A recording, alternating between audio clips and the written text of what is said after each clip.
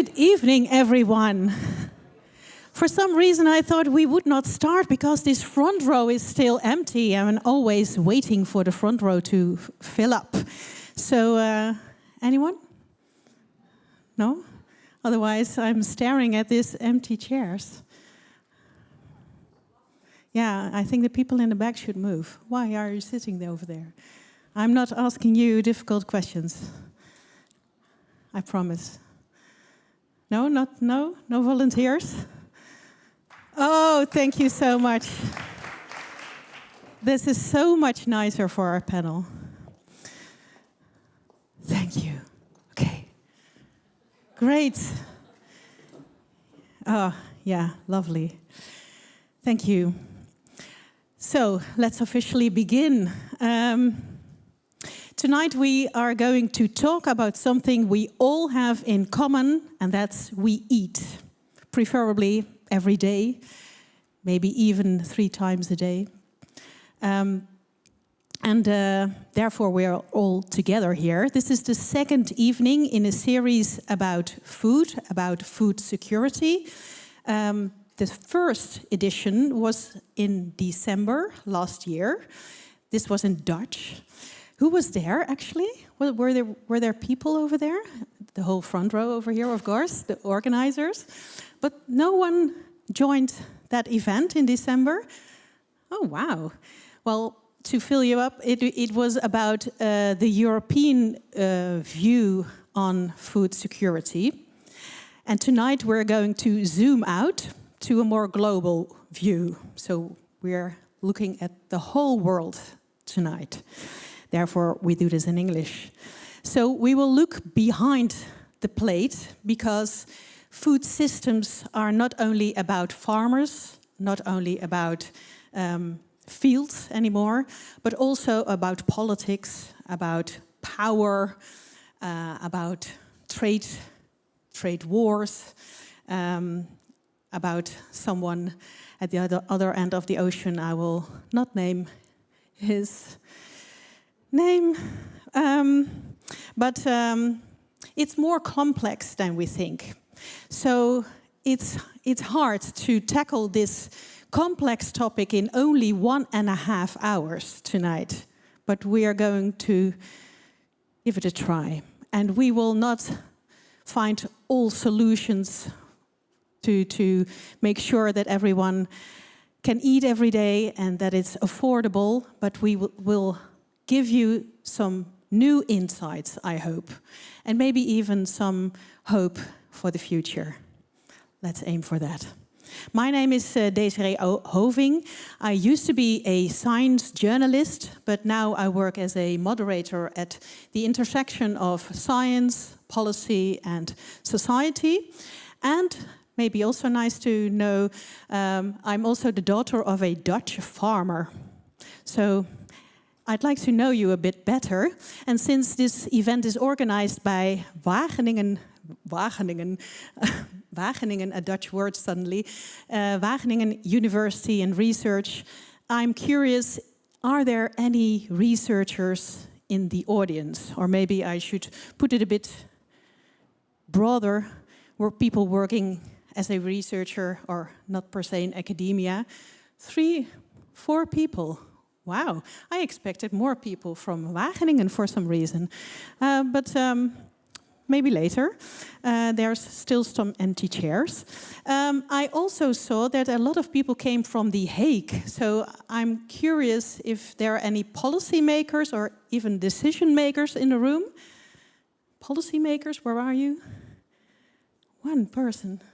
Wow, I thought I will name 2 categories and almost half the audience will show up. Oh, who are you? What category can I put on you? Any farmers maybe, or food production makers, more or less, working in food production. That's not a broad category though. Okay, 4 people. Who are you then? Working in business, food industry, trade or logistics? Also, some of you, well, I'm happy that people show up and that all categories have at least a few persons in the room. Are you then citizens who want to understand what's going on? Most of you are. Thank you. Okay, that's almost the whole audience. Or do you want to name an important category?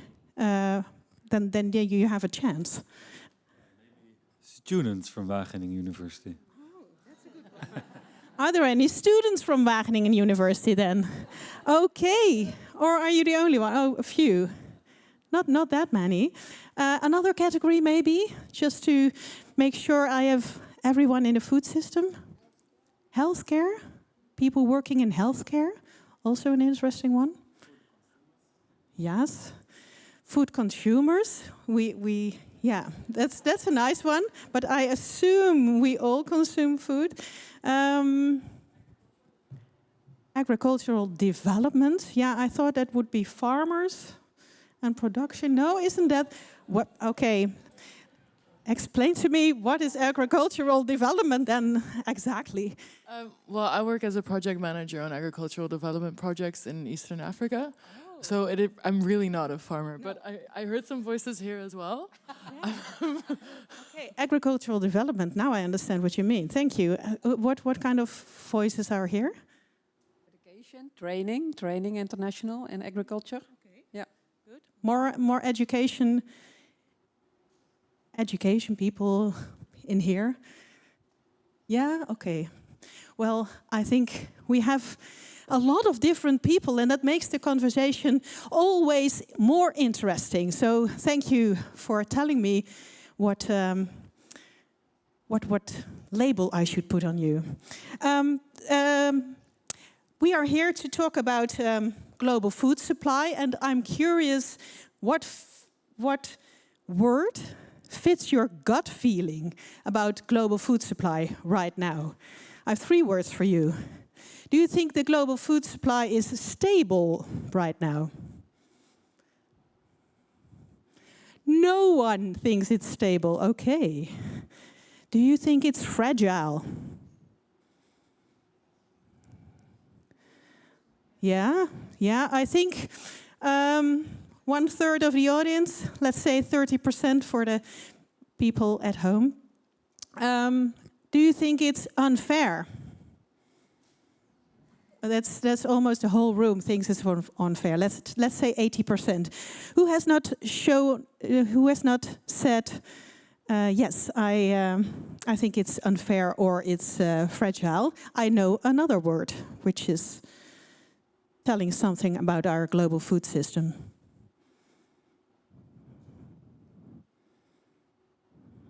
Any other words? No. Yeah. I cannot throw the mic at you, so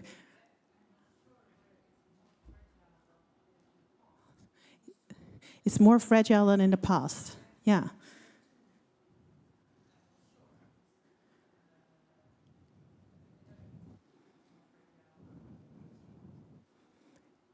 Yeah.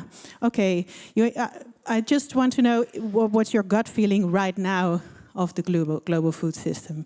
So not compared to years ago. So any other words? I think it's also a bit crazy. If you would ask someone from another planet to look at it, I think they might label it as, how have you structured this? It looks crazy. It looks crazy, yeah. I like that word too. Sometimes it's better even than complex. Complex, crazy, unfair, fragile. Hello, people in the back. Any other words? Not transparent. Driven by self-interest. Driven by self-interest. Primarily ours. Primarily ours. Yes. You mean the Western? Yes. Yeah. Interesting. It becomes more interesting when I hear more words. So please give it to me. Every word is good. Some people say it's broken. Broken. Highly politicized. Great. Broken, highly politicized. I can almost walk to the stage. Why isn't there a path straight ahead? I cannot fly. I wish I had a catch box right now. Do you know these kind of microphones? You can throw them. But this one I don't dare. So any other words that say something about our food system right now? I would say it's capilocentric or neoliberal and therefore inherently doomed to fail. Those are a lot of words, yeah. Doomed. Right. Let's see if our first, speaker, I don't like the word speaker, because we have to have a base before starting to talk about our food system. We have to know the basics, shouldn't we? So we start with someone who studies global food systems and food security and how trade, climate impacts and market power shape what ends up on our plates. So please give him a warm welcome. He comes from Wageningen Social and Economic Research, Bart de Steenhuizen-Pieters. Yes. Bart, what did you think of those words in the room? Concerning, a bit to the point, and reflecting a little bit the summary of my story, but I'll iterate a little bit more about it. Okay. Yeah, can I? Well, thank you for joining us tonight, and it's a great pleasure for me, because what is a scientist without an audience? And this audience of concerned citizens is the best I can imagine for my sharing what I have learned over a long period. So thank you very much for being with us tonight. And there was a condition for me to be here. I was invited, but I said, we're not going to send all these messages from Wageningen to the audience and then tell you the story and explain everything about it, because that's not how it works, because we are facing so much unpredictability that we cannot give you a lot of insights that really explain everything from our perspective. The only condition that I shared with you was that we have a panel with different perspectives, different voices that can help us understand what's going on. I can't explain it to you. I can help you a little bit, but the panel is basically those who can reflect the different perspectives in the world on the questions of today. Now, that was the conditions, and that's why we have a great panel that is going to debate and explain what they think about this big question that we're going to discuss.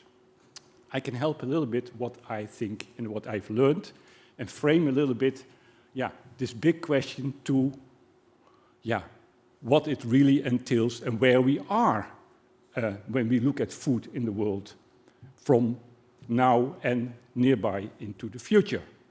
So tonight, it's not a simple discussion about food as a matter of convenience, what to put on the table after a long day. We are discussing food as a fundamental human necessity, as something that sustains life itself. And we are examining a far larger question. In an increasingly unpredictable world, how secure is access to food? How is food produced, distributed, and governed, and who benefits? Basically, that's the question that we would like to highlight, discuss, and explore together tonight. So last week, I attended a seminar organized by our Netherlands food platform, centered around a report by Aad Lancet, which is the most respected authority worldwide in the field of food systems. The report sets out a new global standard of what constitutes a healthy and sustainable diet. It presents a powerful vision. Healthy food should be accessible to all, produced, processed, distributed, and consumed fairly and within planetary boundaries. That sounds so easy and doable, doesn't it? Yet, we are very far from that envisioned future. In fact, current trends suggest that we are even moving away, further away from it.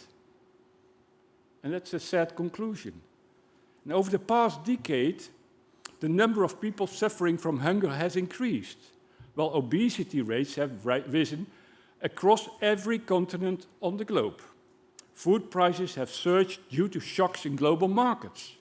Trade wars ripple across borders, and the people who pay the highest price are often those far removed from where these shocks originate. It's a strange contradiction. One of the promises of globalization was that food could move freely over the whole globe to where it was needed most. Why then has globalization not reduced malnutrition? Let me take you on a brief journey through the history of global food trade.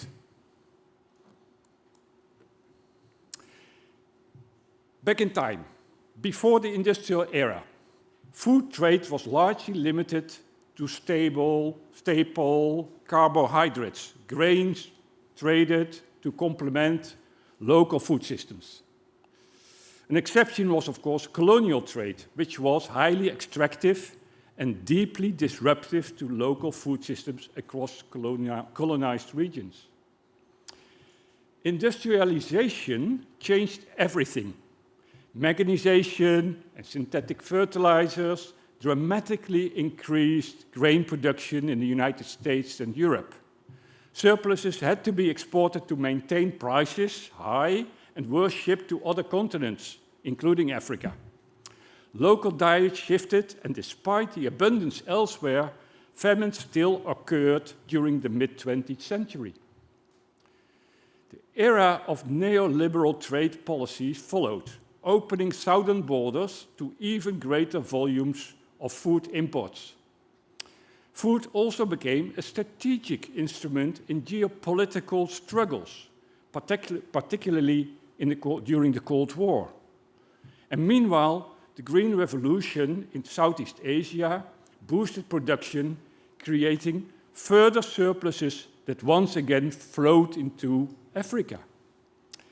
Now, by the late 20th century, globalization had accelerated food trade on an unprecedented scale. At the same time, corporate power concentrated in the hands of a few, primarily Western multinationals, alongside emerging global players such as China and Brazil. Many African nations became increasingly dependent on these global food markets, markets that have proven to be highly volatile and unreliable.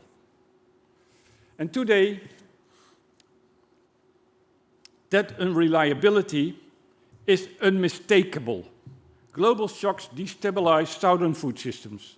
Concerns over national food security are driving deglobalization and renewed protectionism. Food is increasingly used as a strategic asset, even as a weapon. And calls for resilience and food sovereignty are growing across the global south. But how can such sovereignty be achieved within the current system?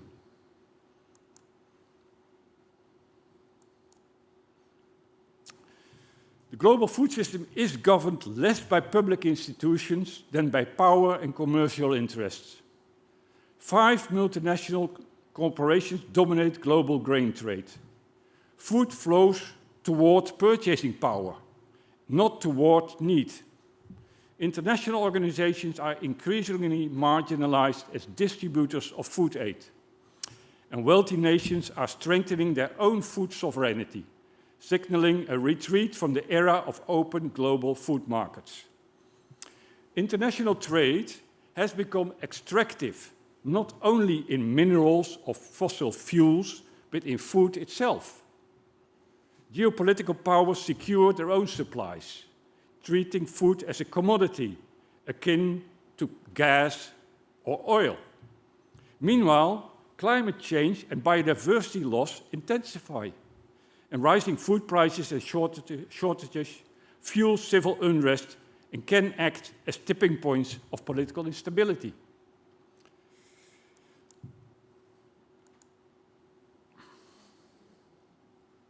In summary, we are witnessing three major drivers reshaping the global food system.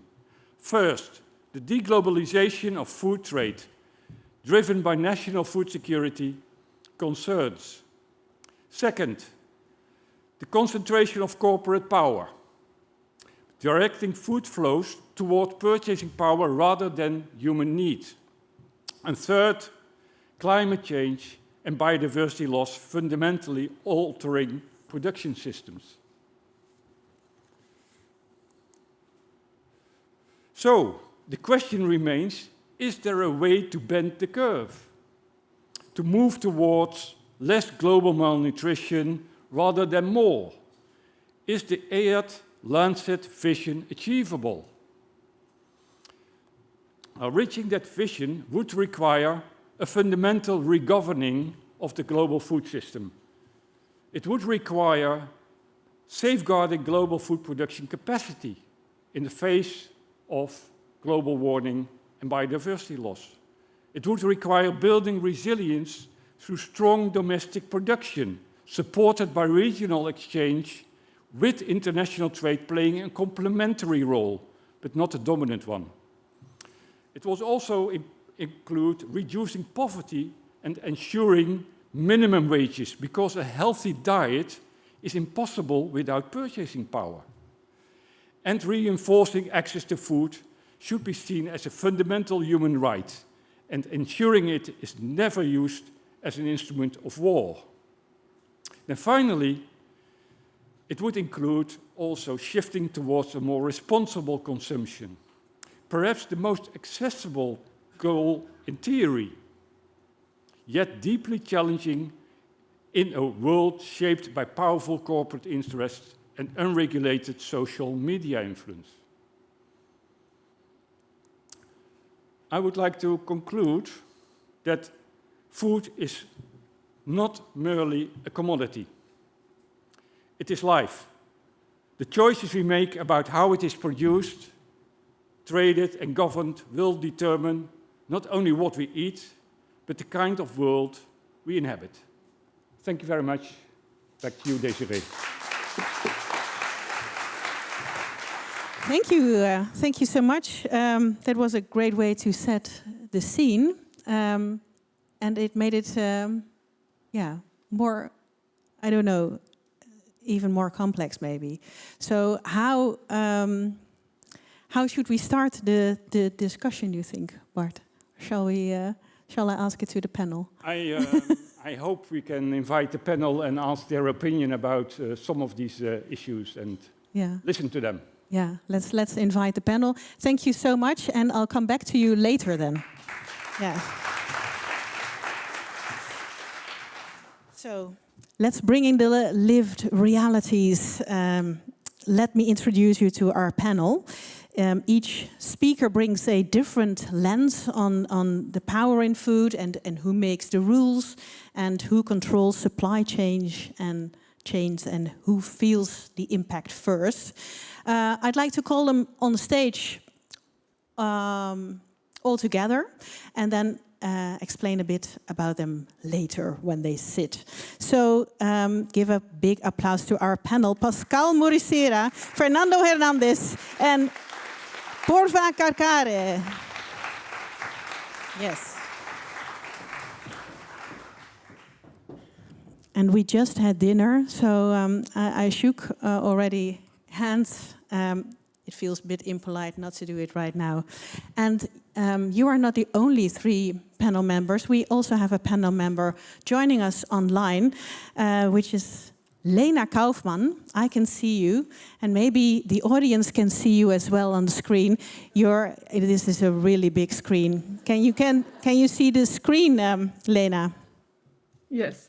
Yes, it's quite impressive, isn't it? Yes, you're joining us from Switzerland. Exactly. Yes. Good evening. Good evening. And I'll introduce you first. You're a China scholar, not Chinese, and a social anthropologist at the University of Freiburg. Do you pronounce that right? Yes. You're studying China's food strategy and how it links to land and water limits. to technology and rural change. I hope I summarized what you do in a good way. Do you have anything to add? We should know. Nothing to add, maybe just the name of the university, because you asked me if it was correct, and it's a bilingual university, so it's German and French, so the German name is the University of Freiburg, and the French is University of Fribourg. Fribourg. Yeah. Oh, good to know, good to know. Very important. So thank you so much. I'm going to introduce the other panelists, and we'll come back to you later. You don't have to be the whole evening on this big screen. Shall I talk in this microphone or this one? I'll keep on talking in this one, I think. At the very end, standing is Pascal Murasira. I hope I pronounce your name in the right way. Executive Director at the African Food Fellowship, abbreviated as AFF. Initiated by Wageningen University and Research, which is a dynamic network of leaders working at the radical transformation of food systems in Africa since about 2 months, I think, Pascal? No, I'm new to the role, but the fellowship has been there for more than 5 years now. Good to know, yes. Next to you is sitting Porfa Karkare.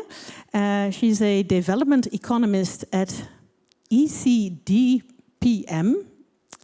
which is, sorry? It's a mouthful. It's a mouthful indeed. Can we hear you? Or you can also bend your mic if you like.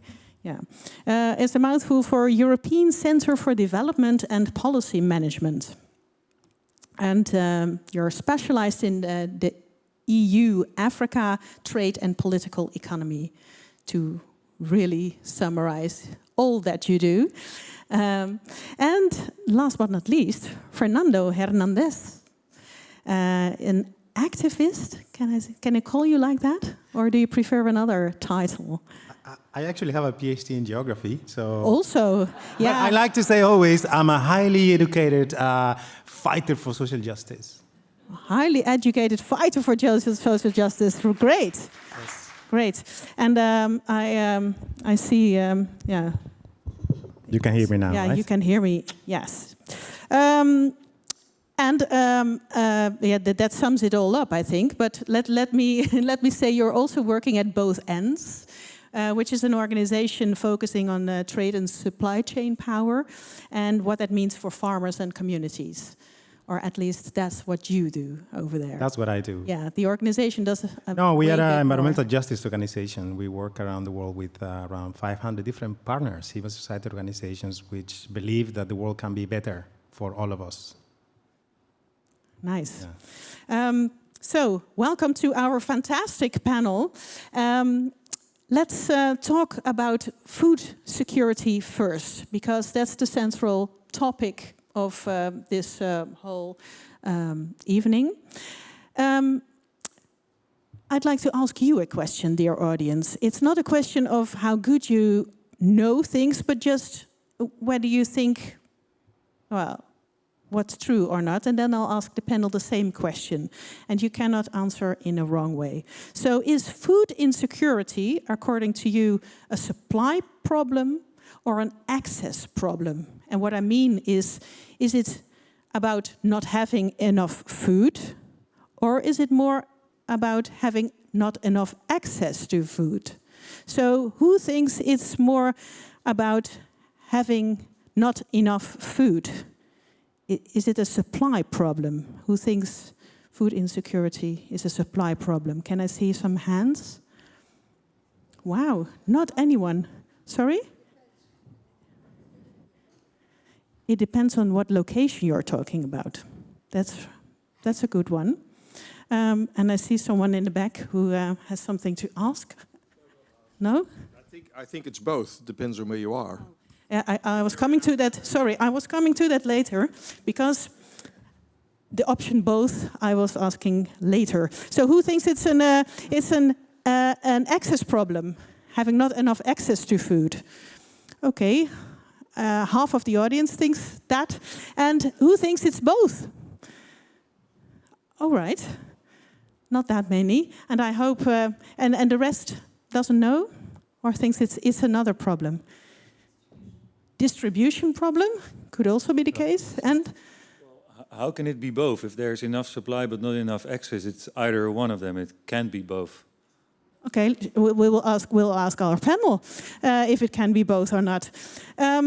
Pascal, can I ask you first? Do you think is food insecurity, is it a supply problem or is it an access problem or both or something else? Well, I agree with the majority. So it's definitely an access issue. And maybe I can explain where I'm coming from with that conclusion.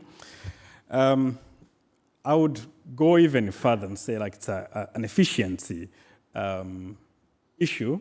Efficiency in how we manage our seed systems, our production systems, the logistics of how we get food from the production zones to consumers, efficiency on how we consume that food itself. And I believe that if we were more efficient, then we would not have access to the issue, we would not have any production issue. So the more efficient we can share the food and the resources we have to produce and get that food to us, the better it would be for everyone in terms of accessibility.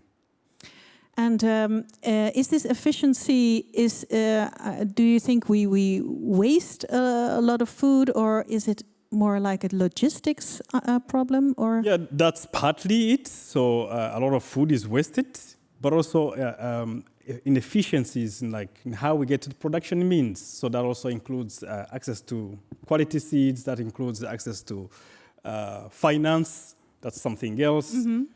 So a lot of inefficiencies in how food is produced and a lot of waste along the way. Yeah, good.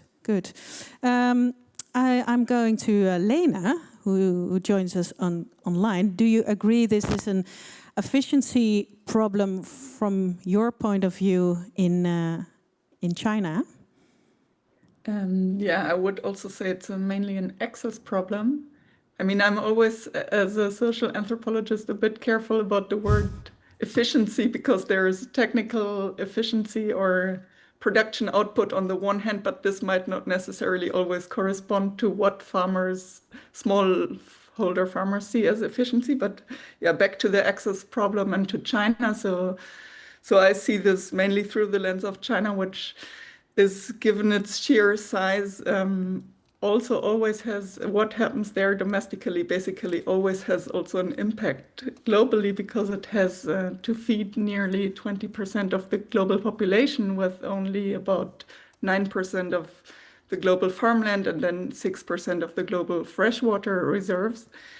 And then obviously everything that happens there has an impact. And what you see there is that it's mainly self-sufficient in terms of grain, and we don't really see a lot of hunger in China anymore. This has been pretty much eliminated globally. I mean, there is still undernutrition, of course, and also malnutrition, but generally the most people have actually enough food.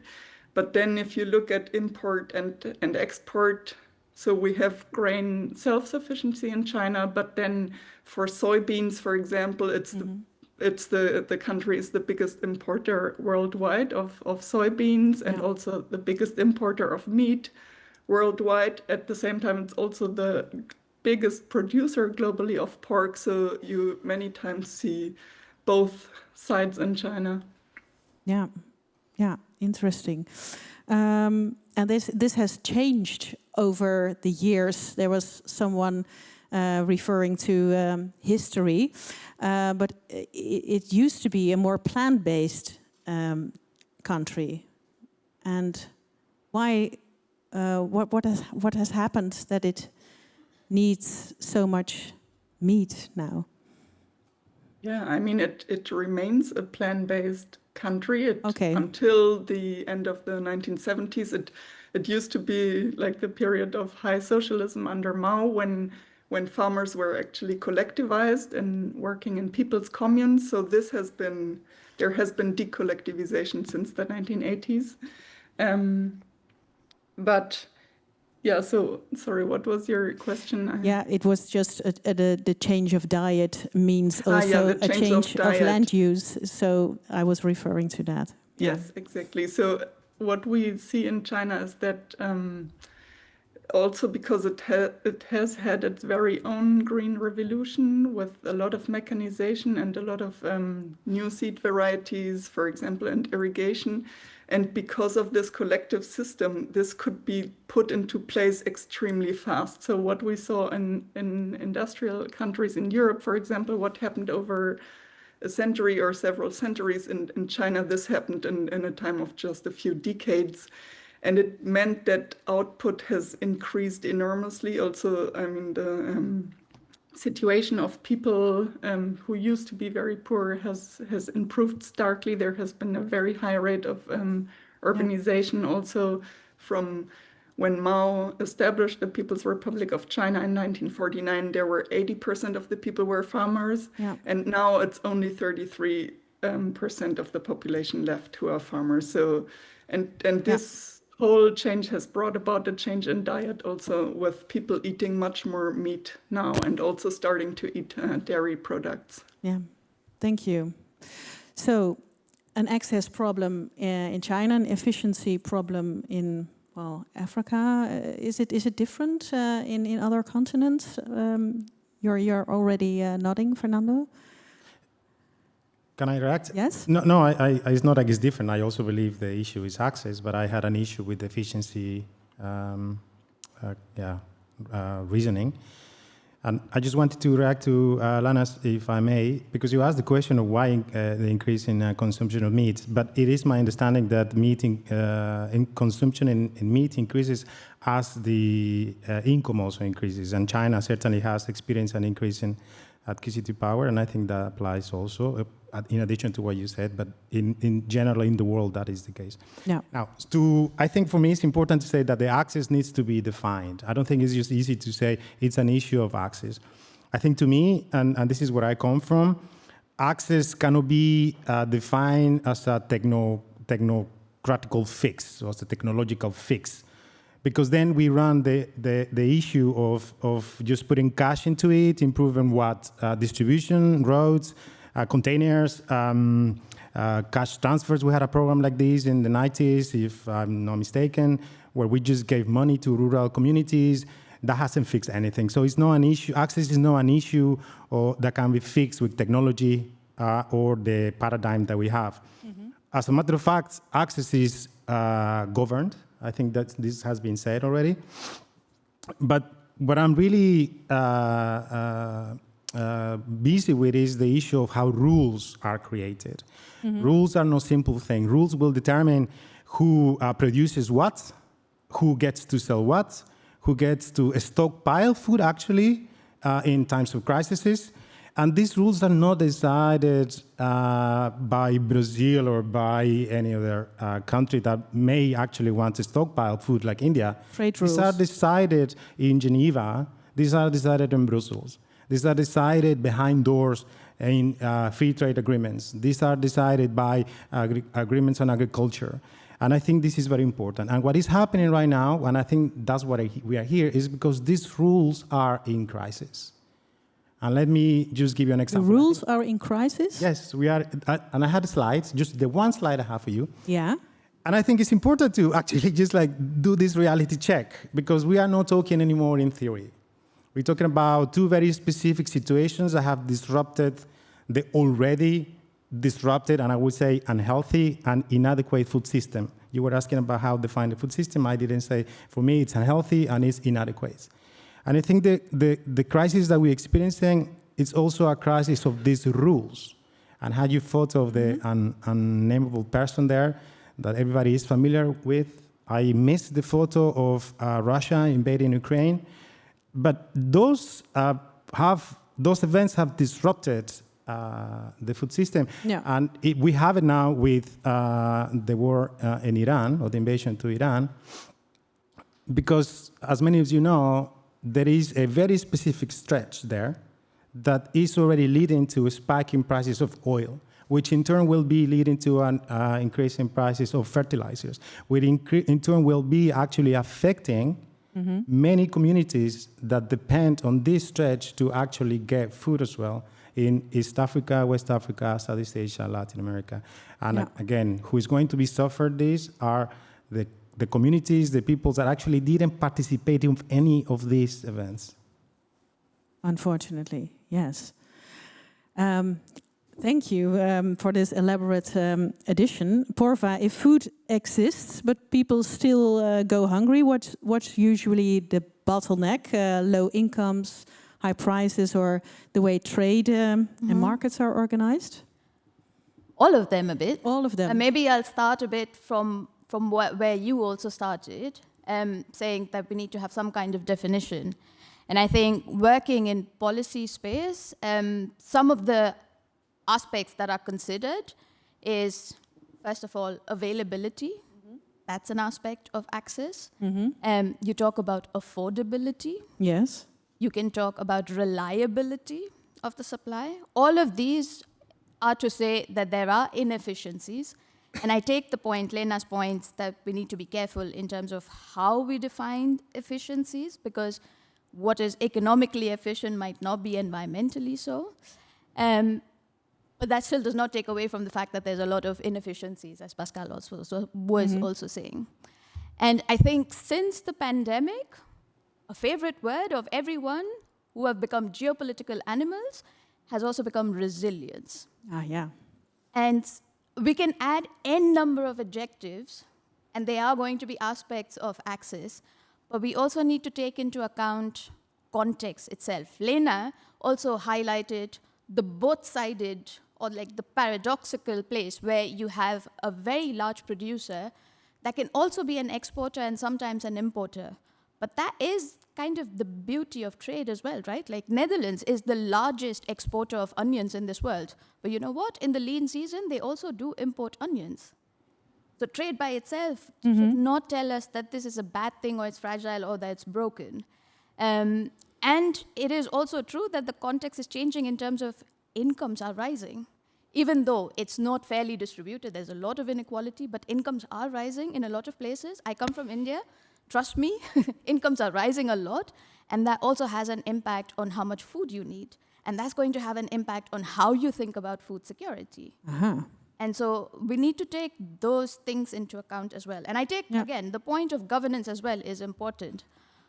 But I do ask myself, yes, we can talk about how fair they are or not. But I don't think there's any sort of evil people sitting behind the table, like convoluting and actually putting in place a plan to capture the food system. It's just the way it has turned out to be. But we need to think about these rules in a different way. I wanted to make this statement. Is it a supply or is it an access problem to make it the world a bit simpler? But you're right, it's not that simple. It's more sophisticated. I still think it is an access problem. A supply problem would be, I mean, again, if you go back to India, post-independence or around independence, the number of famines that West Bengal had, that was policy choice, and that was because supply did not reach where it was supposed to reach. Food was available. It did not reach where it was supposed to reach. So food insecurity is often about access, to make it really simple, but access is shaped by power. So let's talk about power. Bart named three forces, I can say, reshaping food security. The first was deglobalization of food trade. We know what's coming, but let's first talk about this one. When countries prioritize their own food security and restrict exports, what is then the first consequence elsewhere? So, Pascal, what happens first when countries are import dependent? Well, the first consequence is that if you are a country that has never been incentivized to invest in your own production base, basically like you have survived like through imports, if there is a shock, those countries become very exposed. We've seen, we mentioned the case of Russia's invasion of Ukraine. Yeah. And so the consequences in Eastern Africa, the countries that depended on wheat imports from that part of the world. So those countries were exposed. So when you say that food systems are shaped by power, yes, that is true. But earlier was the dinner discussing with a journalist from, what is the name of the magazine? Like Follow the Money? Follow the money. We come to that later. So follow the money, follow the incentives. But so incentives are very powerful. So if countries are not incentivized to invest today, then that they will be very exposed to these shocks in the future. Yeah, indeed. So, Porva, what you did then, is it possible to have a minimum global rule in this situation, like limit export bans or so? Is that even possible? I don't think it's going to work. But I fundamentally also question this idea of deglobalization a bit. Oh. And the reason is, I mean, we're thinking about countries trying to almost weaponize food. Instead of being a human right, it's being weaponized in times of war. I just gave the example of India. But even before that, I mean, look at civil strife. When there's civil strife, you do have questions of food being used as a weapon. It's not something that's happening today because of Russia and Ukraine. And I think the conversation has been overtaken a bit because of one event that happened in this part of the world. I think this has been a problem all along, but that does not necessarily mean that we're deglobalizing. Because I do think there's a need also to make a distinction. I mean, to your points, my question would then be, are countries vulnerable because they depend on wheat imports, or are they more vulnerable because there's only a few places where wheat is being produced in terms of the economic efficiency? And so they are the ones who provide that much to the global market. I think the latter is more the problem, not so much the former. And if you had more number of places that became production hubs, then maybe you would have this issue less. So the question becomes concentration, not so much corporate concentration, but also in terms of production hubs that we have created in Brazil, in terms of how they do things. So maybe that's where we should be asking the question. And we need to make a distinction between different countries. Not every country is going to have as much influence as a Russia, as a Brazil, as an India. So we need to make a distinction. You have countries that are genuinely far too dependent on imports, and they are trying to put in place policies to incentivize domestic production. They are not going to have that big an impact on the global food market as opposed to these big players. So that's where I would make that distinction. Yeah. So Pascal, is it possible to have a rule to protect African countries against those restrictions? It is hard. It is hard, especially because Africa is coming to these negotiation tables with a lot of weaknesses. So the negotiation position of African countries is very weak. So it makes really hard to incentivize those other countries to give up the profits that they get from trading with Africa, so that they can be fair with the rest of the world, so with African countries. So I still think it's important for African countries to also invest in their own production capacities. So yes, you can continue to import, but of course there are also other challenges like production costs, so efficiencies. You can talk about issues like, for example, producers in the West getting funding and support from their governments, while producers in Africa do not get the same level of support from their governments. And that means still, at least for today, considering the rules around incentives, it's still cheaper for African countries to import. And again, following money, following power, following incentives. So these African countries will still be incentivized to import because it is cheaper. Yes. But as we have noticed, that strategy in itself is also risky, especially when it comes to these global shocks. So yes, continue to trade, but also invest in your own production capacities, because that's how you build resilience. Yeah, that's also the case, Fernando, in South America, probably. Or do you want to say something completely I else? just wanted to push a little bit of, I do like the idea of deglobalization. I think it's no one event. I mean, you guys remember the Canadian president, no? Or Prime Minister, I don't know, Canadian politics, besides Kate Perry. Saying that we are witnessing the fall of a system, right? So it's not like we are transitioning, it's not like we are looking a new system, the new system that is being born. We're just seeing the dismantlation of a system in place, right? So you remember that, and that is correct. We see that the globalization as defined by this global market that started with the birth of the WTO, for example, in the end of the 90s, where we now get avocados every day we want it, right? That is changing. That deglobalization is happening, and it's happening in Africa because there is now a Africa continental free trade area where they are going to be trading inside. This idea that we go for Africa and then we make deals with Africa, that's changing because Africa has now its own trade area. We see it in the context of Latin America. We see it also in the context of India increasing. We see it in the context of how China is reacting in the context of these tariff wars. Maybe Lana can explain more about that, but what I can tell you, because I work in many places in this world, is that China deals with these countries in the context of securing access to resources, food, etc., in a way that the US is just becoming angry because the system, according to the US, is being rigged by China. But we are seeing a deglobalization, and I think that is a fact. How this is going to be affecting the food system, that is a very important and crucial question. Yeah. It is. I see Lena nodding. You agree with everything Fernando said that's happening in China? Do you want to add something?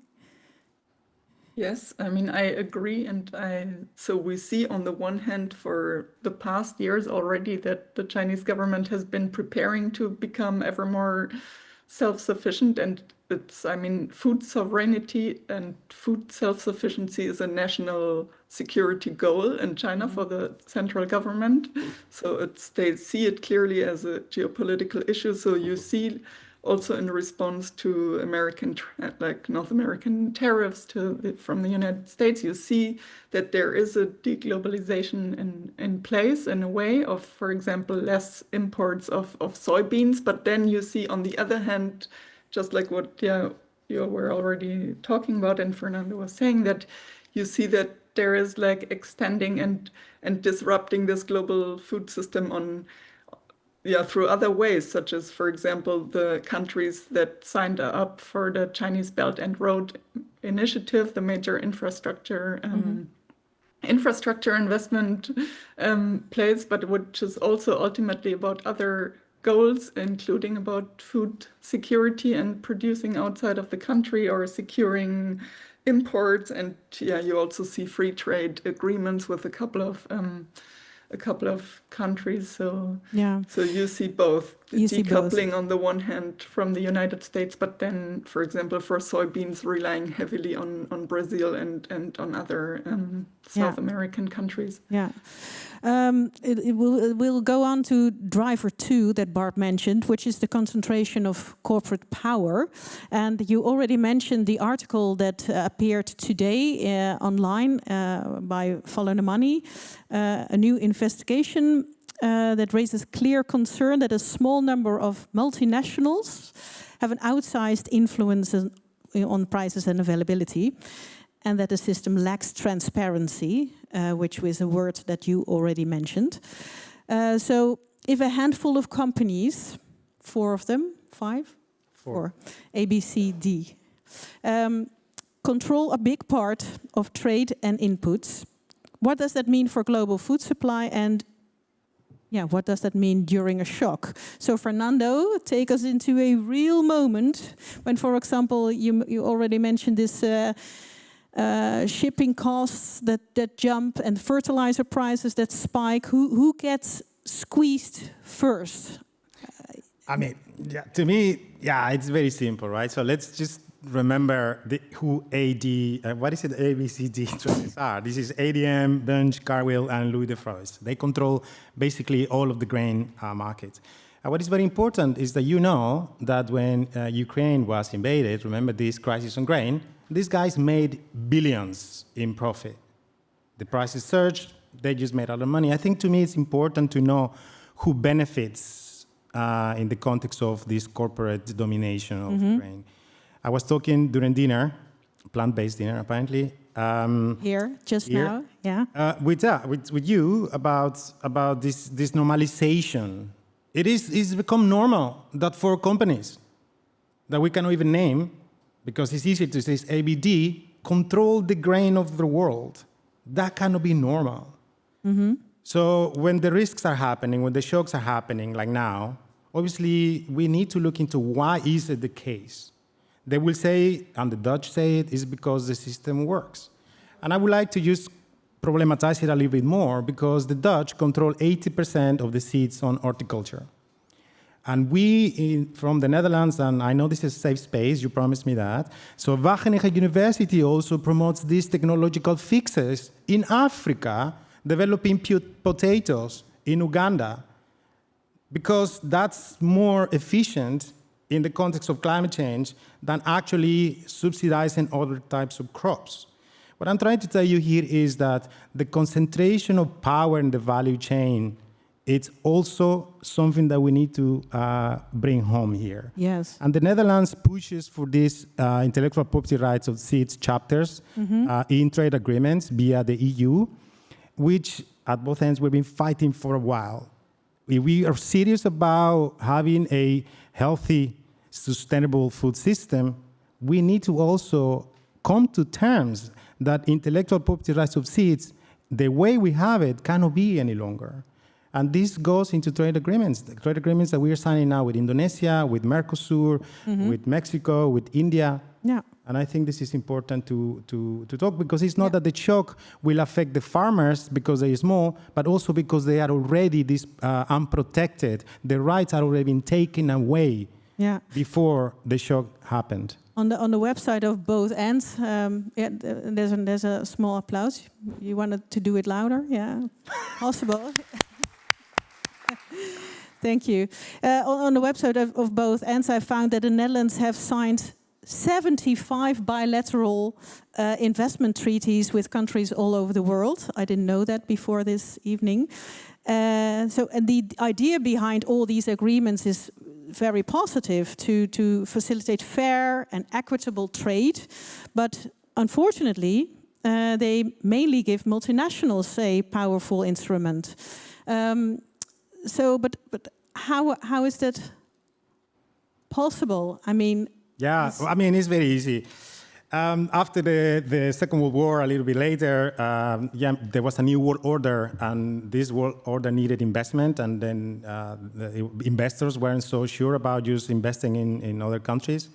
So the ex-CEO of Shell, together with Germany and Switzerland, came up with a system that says, okay, we have a system that if our investments in the first one with Tunisia and after with Indonesia, if our Dutch investments are threatened by civil unrest or any other issue, there will be an international court in Washington where the investor can sue the state because it's not protecting our investments.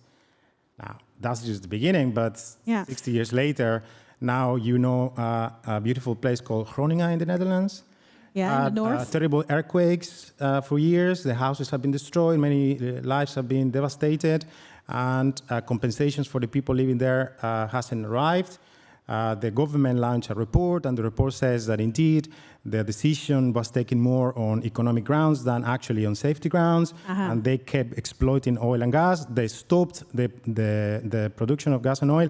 And now Shell, ExxonMobil, is suing the government of the Netherlands for billions of dollars. So there is a chance that now the Netherlands, our money, will go to Shell because this system exists, which allows them to sue us because we demanded that this exploitation of gas and oil is stopped. So that's what multinationals do, you say, also in the food system. So it's almost baked into the system. It's hard to change. Yes. So if they do this to us, imagine what they haven't done in the context of the world. And I have examples, but I thought Groningen was the best. Porva, you look more at policy tools. What can realistically rebalance this? Competition policy or transparency or due diligence or I don't know? I think all of them. But I think because all of them do have a role to play and there's no silver bullets in this world. And I think maybe that's the problem. We are trying to find one and it doesn't exist. But maybe coming back to first, I completely take the point of we should be asking ourselves who benefits, but also that there are inherent trade-offs that we need to make. And every country, in every context, they will make different choices. At this point in time, again, going back to India, I'm going back to India for some reason today, but going back to India, when the Green Revolution happened in India in the 1980s, no one was talking about environmental sustainability. That wasn't in our lexicon, that wasn't in the world's lexicon. Everyone was thinking about how to raise productivity. We did extremely well on that front, and we have done quite poorly on nutrition, on environmental sustainability. These conversations are now coming in. Today, we are more aware of these problems. And so if you put a choice in front of a policymaker, a country, a farmer, they are going to make different choices. Maybe someone who is thinking about how do I get 2 square meals a day is going to choose for economic efficiency and not the social and environmental one. Maybe someone else will make some other choice. And so, we need to be aware of these trade-offs as well. And that brings me then to the policy choices. Yes, you can have due diligence. Yes, you can have competition policies. But even there, you have trade-offs. And the points that, Pascal, you also made before on focusing on domestic production, I think, I work quite a bit on the AFCFTA and regional integration. I do think regional production is very important to consider. But even there's political economy issues. West Africa tried to have a strategy, a regional strategy, on rice. What ended up happening, you have ECOWAS, which is a grouping of 15 different countries. You have a regional ECOWAS rice policy, which basically translated into 15 different national regional policies.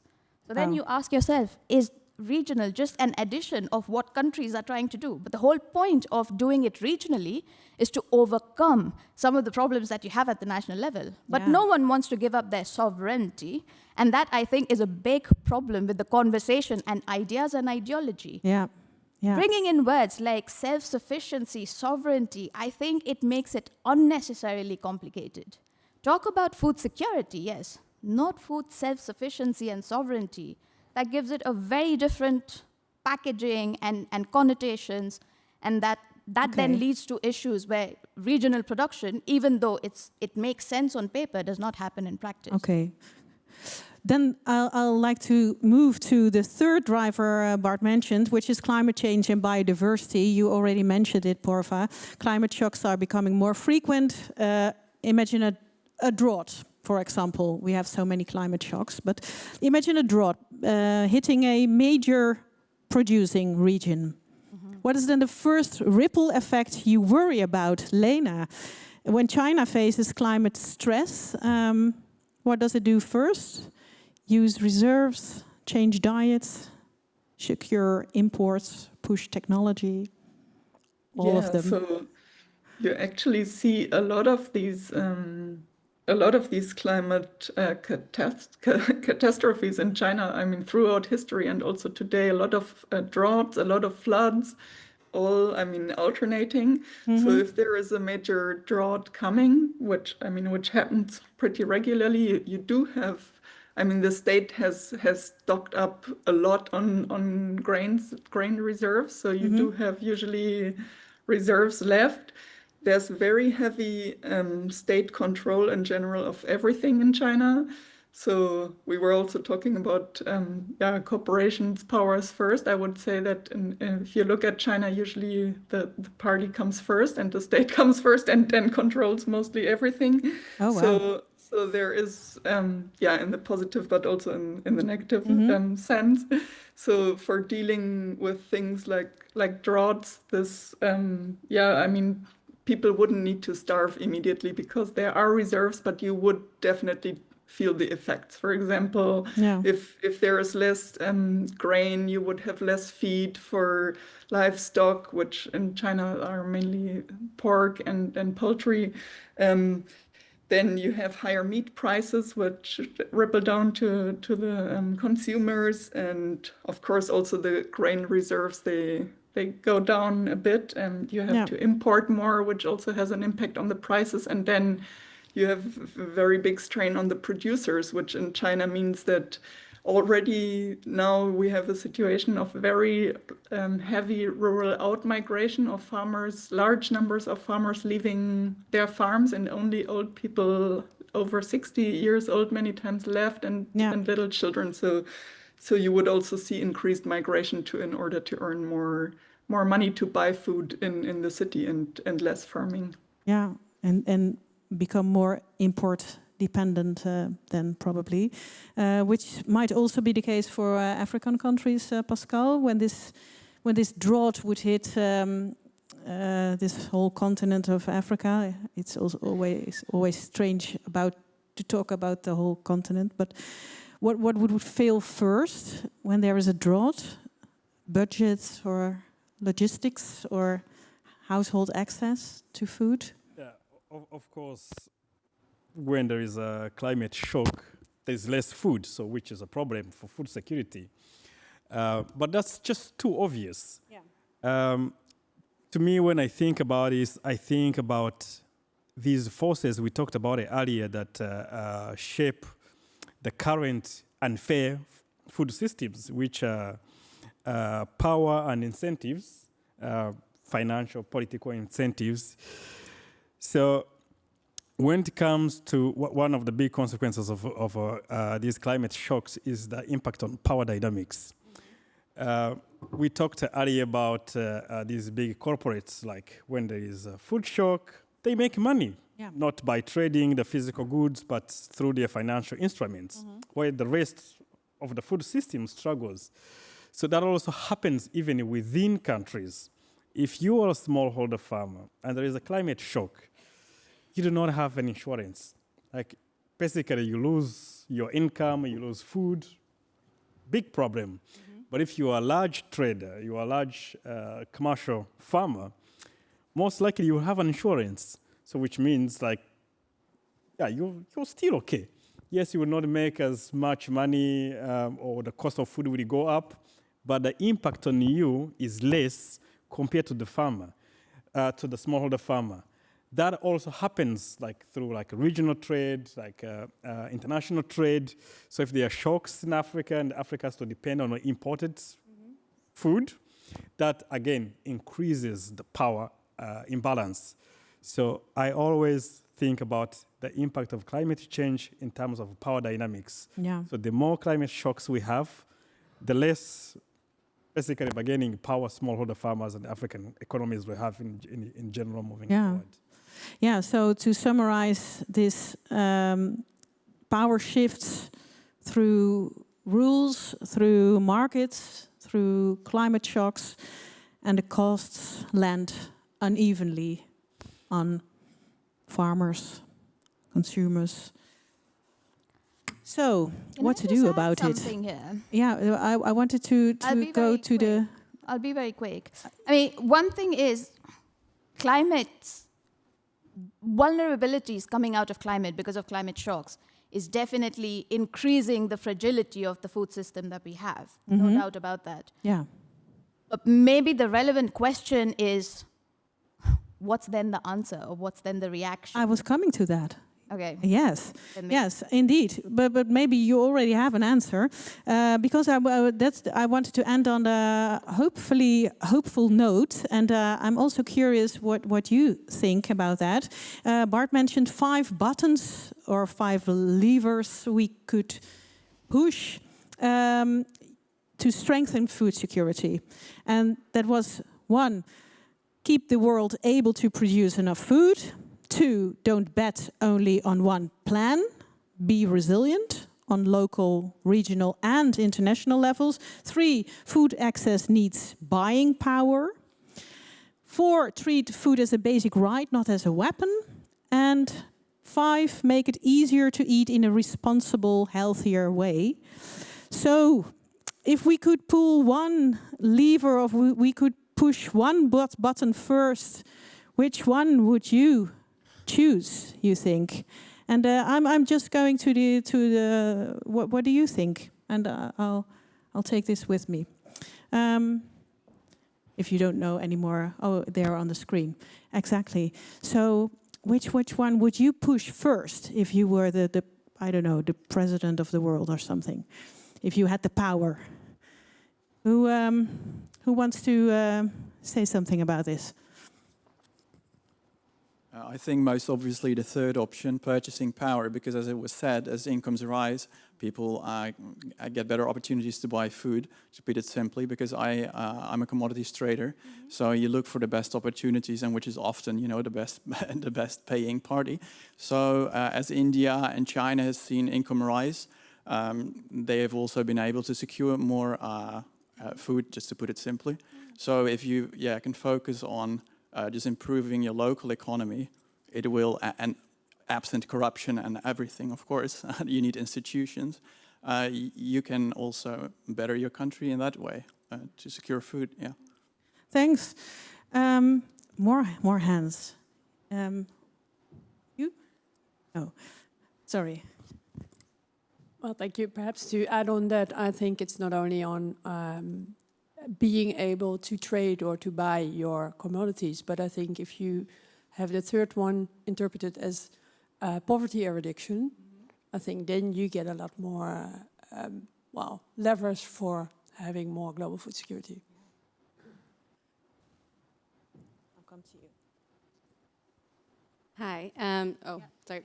Yeah, I would go with option 1 and specifically focus on water security. So it's not just climate change, but it's also AI data centers. The UN is now saying that we're likely to run out of fresh water in the next 10 years.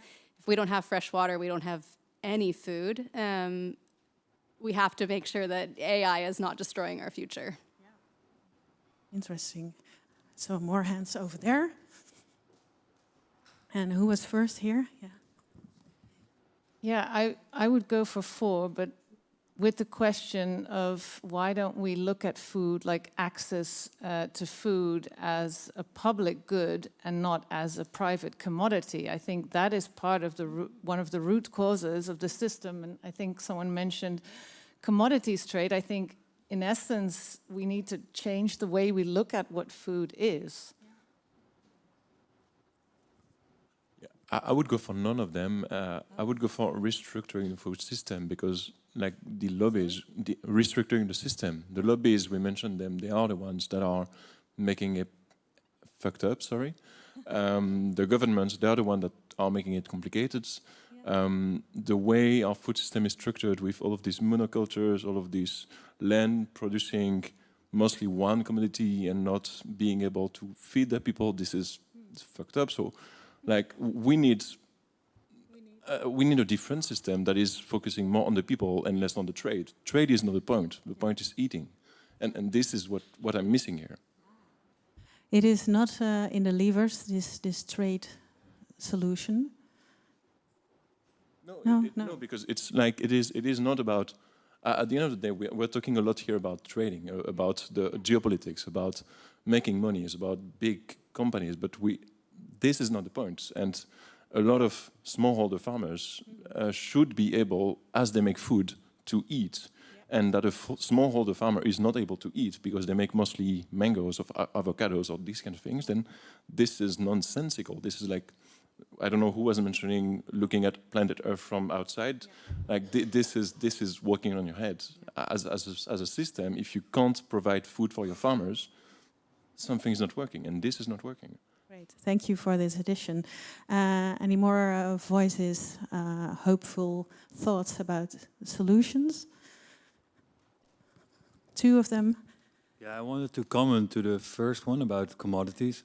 First of all, I agree with taking more of a public goods approach, but also purchasing power since Second World War has never increased without increasing pollution. It's the Jevons paradox. it's an eco-modernist dream to think of decoupling as a reality, but it's never happened. Second of all, purchasing power increases always come with winners and losers. We're talking about a market. We're not talking about a place where everyone can rise. If someone rises, someone falls. And we've seen with the increase of purchasing power, food insecurity has still increased. So for me, yeah, that's just not an argument. I very much agree with the public goods one and the fact that if you look at it from above, it makes no sense that smallholder farmers are the ones that are in the fringes. Thanks. And last one, and I think all of you want to say something now, but you're the last one. Well, I would start with food system resilience, because, and the simple reason is you need to start producing locally. Yes, there will be trade. Yes, there will be imports. But unless, and I'm very much focused on East Africa from what I do in particular, but if you don't start developing local food systems and local production system, and with that I don't just mean agriculture, I mean all the way down the value chain. And the other key thing you need to address, yes, there are power imbalances, but let's also be clear, there are a lot of local power brokers, particularly in Africa, who benefit greatly from the current system. Let's not forget how Mr. Dangote got rich. It's by controlling grain imports into Nigeria. Yeah? And as a result of which, Nigerians pay on average 5 times as much for grain as we do. Yeah? So there's also a lot of local power structures who keep this in place. So we also need to say that out loud, because we often find that very difficult to do. Yeah? Thank you. I think you really have a pressing one. Sorry? Yeah, I absolutely agree with the legislation point, but I think for me, seeds aren't mentioned just about as enough, because that it really is the start of the food system, and there's a big imbalance in that currently. It was shortly mentioned, but I think it's way more important to include that in this as well. Good. It's a simplification of all the solutions possible, of course, but thank you for being having so much expertise. Thank you. Dear panel, would you like to react on the audience, what they have said? But also, I'm curious if you think that number 3, no access to food without purchasing power, is one of the most important ones, or you can choose for yourself. Yeah. Who wants to go first? All of you. Pascal. Everyone wants to. Yeah. So I also go with number 2. Okay. As I mentioned earlier, there are 2 forces that basically maintain the current status quo. Is the power dynamics, so who has the power today, and who has the incentive to keep things the way they are, or maybe trying to change those things. So African countries, when they go to these negotiations, like for trade agreements, for example, today they go in a weak position, in a dependence, because they don't have power.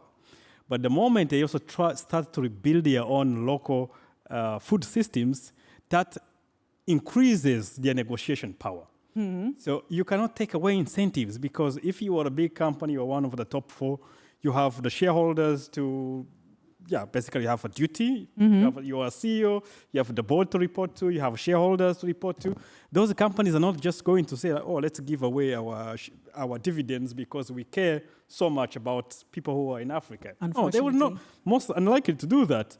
Maybe they would go to a conference, say like, oh yeah, let's make this commitment. But 4 years later, 5 years later, nothing will change. Like the climate commitments we have heard about at the beginning of this decade. But I also think that there is a power on the continent, like countries themselves investing in their own people, in their own production systems. So that at least that's something that's within the control of these countries. Grow your own food, and that will help you to take away some of the power that you would otherwise not have if you're depending on imports. And what do you need to empower those countries to grow their own food? What do they need? Investments from other countries, or how do they make that happen? I would say just to start with whatever you have. With whatever you have, start to invest in your own systems as a way to create resilience, so that you don't depend too much on the import with all these shocks that we are now seeing left and right. Yeah. Thank you. Fernando, I see you writing so much. You have so many ideas. I can do this now because yeah, sure. I really wanted to react, but I'm gonna take 2 minutes just to reply to 3 things. On the issue of food sovereignty, I think it's important. I think if you agree with us that food access is political, then food sovereignty is important because it allows to think or to add the concept of power into food security. I never use food security because it takes away that food security operates in a vacuum of power and rules. And I think that's what is important. I don't think we could dismiss it just easily. Food security has to be named.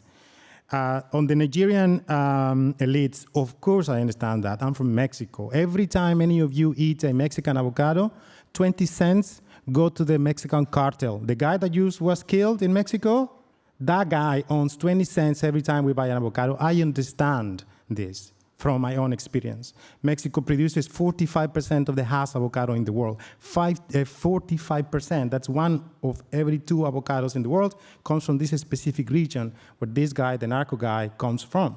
So I understand that. So that's not the point. We are big players in the world, the West. Mm-hmm.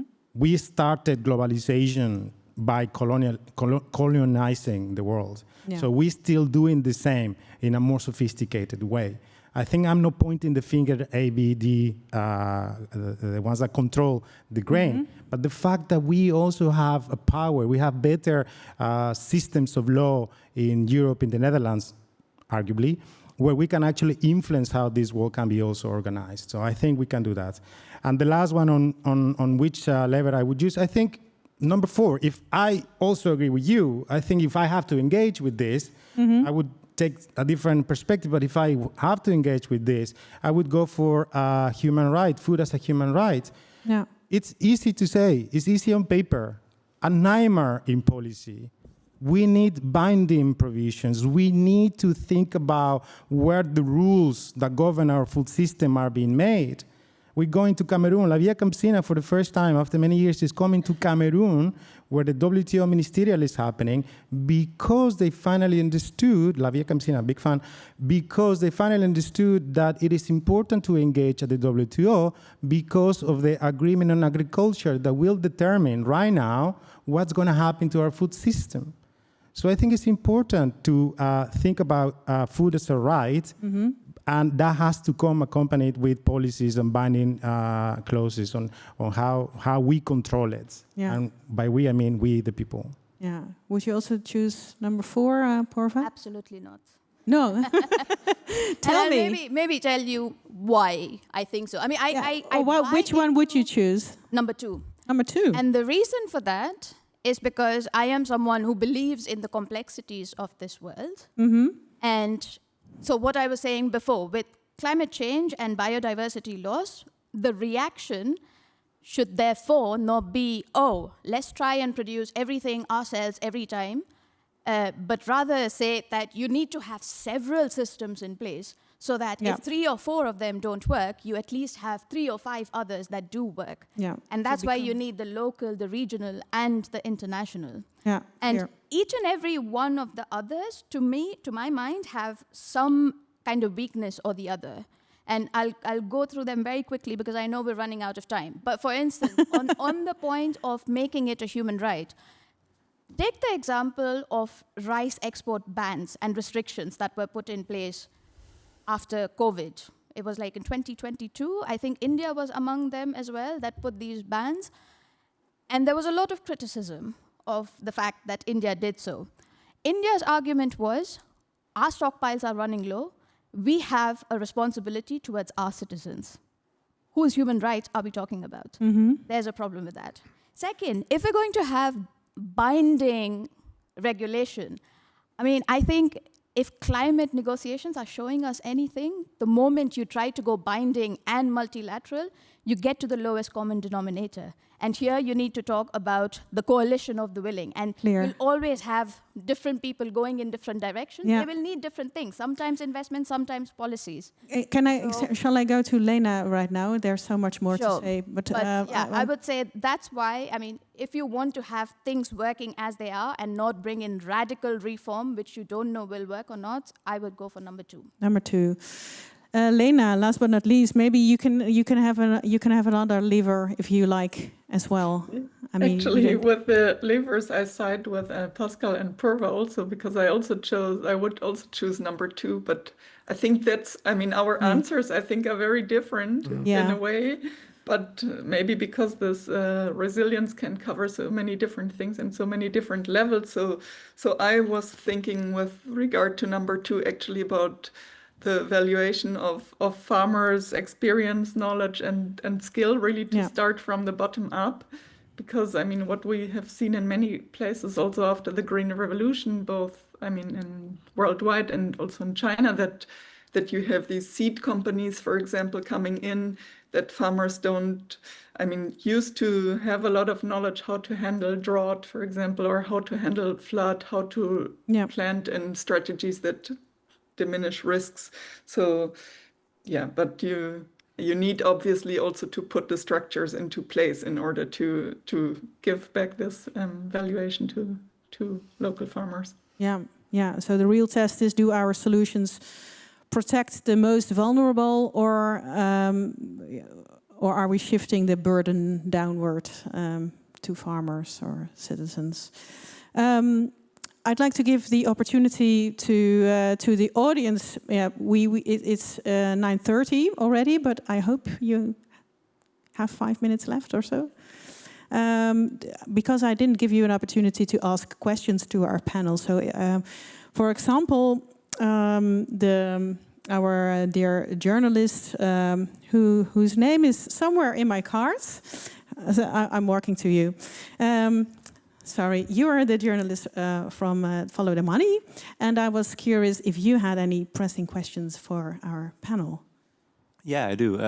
Actually, like one of the experts from the UN, from the director of the Trade and Development unit from the UN, she warned for increased financialization of food traders.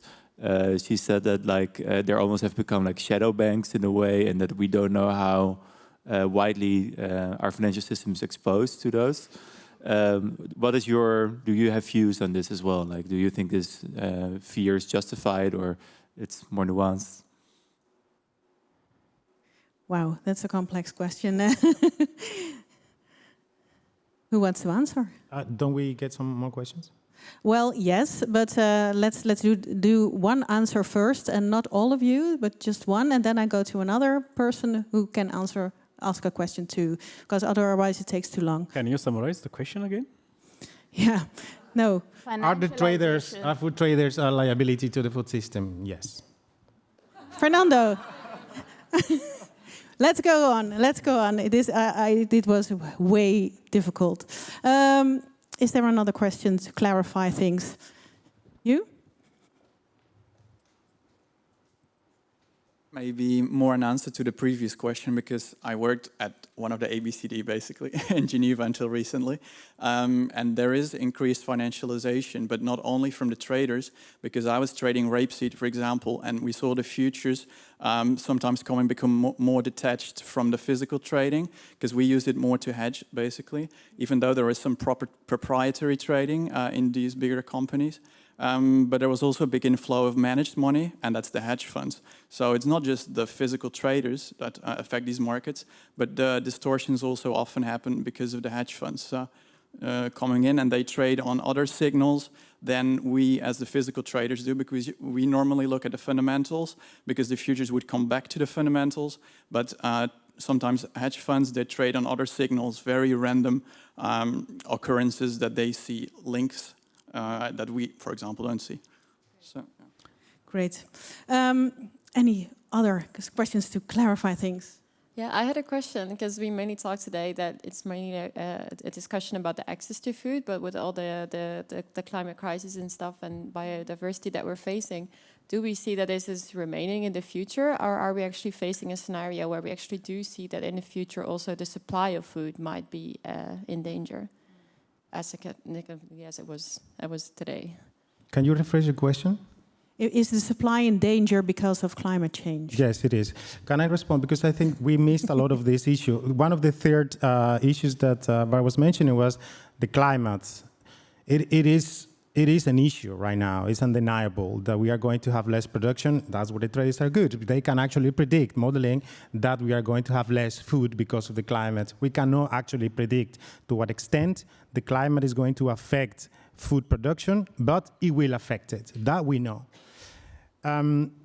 Is there someone else who has a different opinion? Just the last point, on the shock, because I wanted to say this before. When there is a shock like there is now, yeah. One thing or some things that are not affected in the shock is monoculture. The system that has created a lot of stress in the food system, unhealthy food system, it's not affected when you have the shocks, and that is problematic.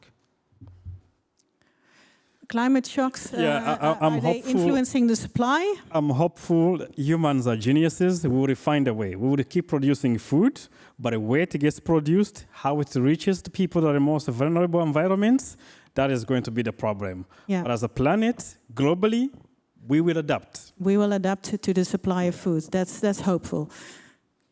I'd just like to add, I do work at the intersection between health, food, and nutrition, and I think we also need to take into consideration the health aspect here when we're talking about access to food. Access to nutrition is also about our health, and when we're talking also about climate, we also need to take into consideration nutrient density as well.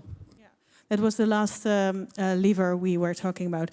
It's I see people already walking away, and maybe you don't have any time left, that I can imagine. So I would like to invite you all to come downstairs, and I hope the panel will remain here for a while. So thank you in the first place for being here all and for listening and being interested in our global food system. Thank you, dear panel, for answering all these difficult questions and make the complexity a little bit simple. Well, yeah, we had a lot of insights, I hope, for you. Thank you, Wageningen Social and Economic Research and Pakhuis de Zwijger. I think, thank you all. There's one takeaway. Food security is not only about producing more food, but also about power, about rules, buffers, and fairness. So have a good evening. Please stay for conversations afterwards. And thank you so much.